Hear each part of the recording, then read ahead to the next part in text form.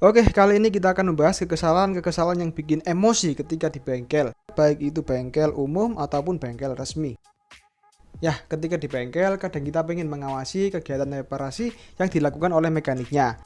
Baik itu karena kita pengen tahu cara mereka kerja, ataupun karena kita khawatir melihat modelan mereka ini becus atau tidak mereparasi motor yang kita punya.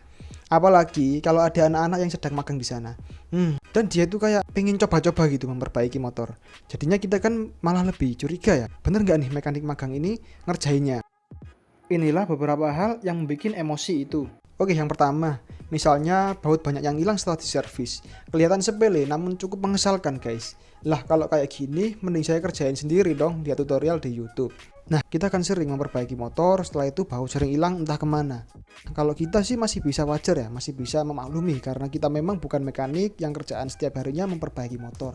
Nah kalau mereka-mereka begini, udah biasa memperbaiki motor tapi malah menghilangkan baut, rasanya kesel banget guys. Nah selain baut hilang, mekanik yang salah paham juga sering terjadi.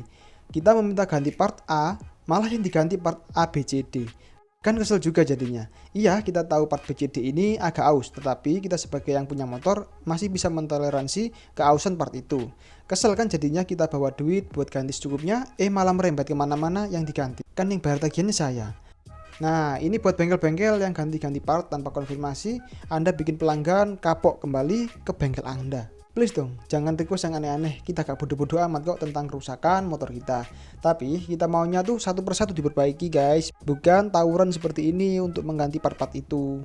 Nah, terus ada lagi nih hal yang bikin kesel ketika di bengkel, yaitu mekanik yang hobi akal-akalin pelanggan. Memang bener, ada harga ada rupa, tapi kalau ngejelasin itu yang lengkap dong.